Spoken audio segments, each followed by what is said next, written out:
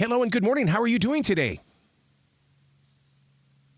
Hey, hi, how are you? Absolutely fantastic and very excited to share a conversation with you because I'm going to be that typical guy right now, and I'm going to say that the brand new American Gladiator, this is all about dropping your VR goggles and come on down, sign up, and take on these gladiators.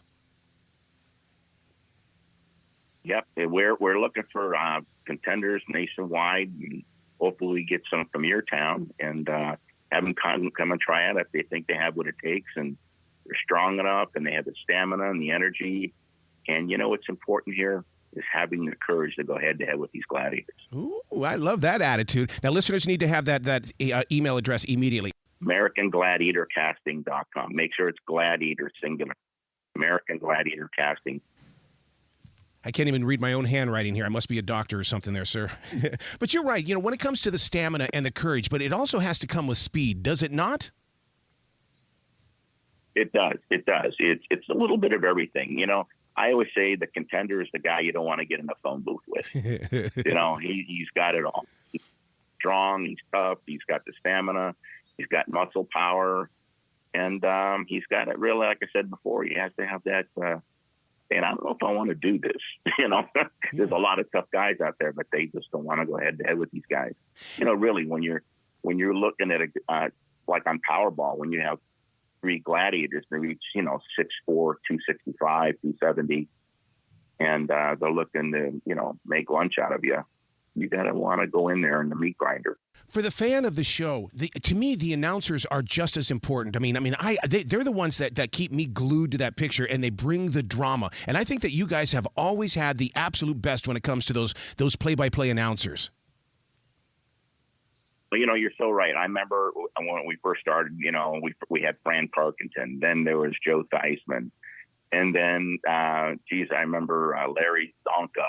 Yeah. And Larry was something. And I remember with Larry, and he says, he said, when I first heard about this thing, he said, I thought there was a bunch of people just throwing, slime at each other. He said, this stuff is tough, and Mike Adamle was by far one of the greatest hosts of all time, I think.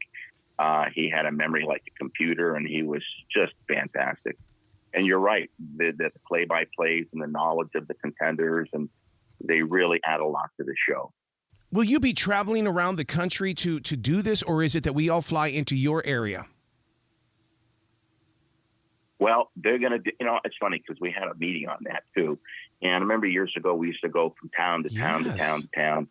And it really not only gets really, really expensive, I think because of the internet now and all the computers and everything, you can get a good majority of your contenders. And then once they narrow it down to, let's say, 100 people, then they can go and they could actually put them through whatever competition there has to be to get to the final 40 or whatever they need to do the show. But there'll be one, they're going to be going through training and everything else, these contestants. Yeah. Because you just can't take someone out and, stick them on handcuffs. They have to go through You bring up a very interesting point in the way that you were talking about, how social media and things. But in 1989, when you created the show, you didn't have that social media connection. I would love to see the number of people who are going to be watching this on their smartphones or on their little notebooks. Because, this is such a connection show and it's something that's going to create amazing conversation. Well, first of all, we created the show in 1982. Wow. So it took me like 7 years. Now, this was created in a local high school gymnasium in 1982. So it took 7 years to get it on the air. But it's funny because our first event, we drew 4,000 people. This was there. It wasn't professional. This was there. And that's why it's just been a huge success around the world. Wow. We just aired in UK. They did like 8.5 million viewers. Oh my God! That's unheard of. Oh my God! That's unheard of. We have like 48 share, which is half the country.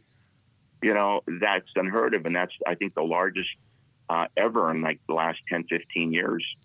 So the people really do miss it. But the thing is that once it comes back, you have to deliver.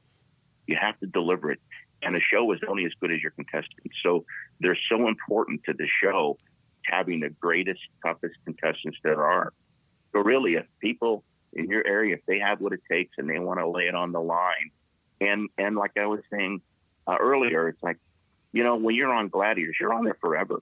I'm watching shows with contestants back in 1989, 90, 91. Here we are, 2024, and I'm still watching them on TV. Yep. We haven't been off the air in 32 years. See, I remember those days of Nitro, Ice, Gemini, and Storm. Did you keep those names simple like that so that we would never forget them, so that we would idolize them immediately? Well, it kind of took on the personality. Okay. You know, Gemini was supposed to be that double nice guy, very, very, you know, explosive. Nitro was always nasty. Ice was cold. Yeah. So they kind of took on.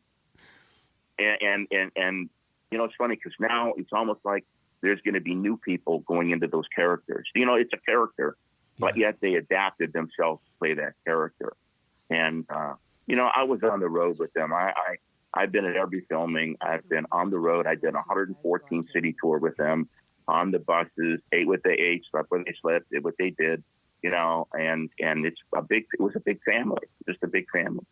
How many times did you see somebody take on the Gladiator, and then the second it was about ready to begin, I got to go. I can't do this. I don't have it in me. You know, I've never seen that because, you know, you're going to find out once they go there that if they, you know, it's funny because I remember people saying, you know, if I do something wrong, everybody knows it, like that. You lost yesterday, and they're embarrassed forever, you know. So I've never seen anybody back out. I've seen them try so hard that they, you know, can possibly be injured, you know, because they don't want to lose. They're representing their family and their self-pride.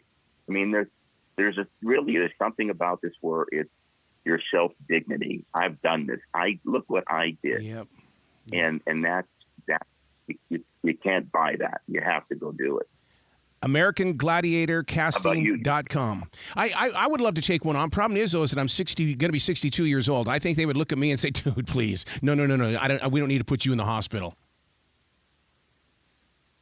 Well, maybe you could just try out and see what you think. Wouldn't that be fun? Just for the courage of it, right?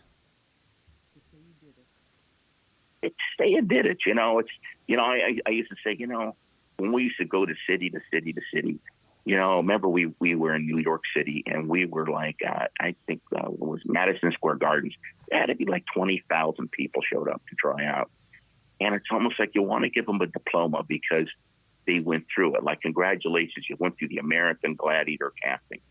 And casting's tough. I mean, we used to put them through the suicide runs, the ladders, the power balls. It was like World War II just getting through the casting, you know, and that was just a taste of what they're going to get on the show. Well, you've got to come back to this show anytime in the future. The door is always going to be open for you. Well, listen, if ever you need to talk to me, they have my number, get a hold of them, and I'll be glad to talk with your audience and you. Excellent. Well, you be brilliant today, okay, sir? Hey, you take care, and congratulations.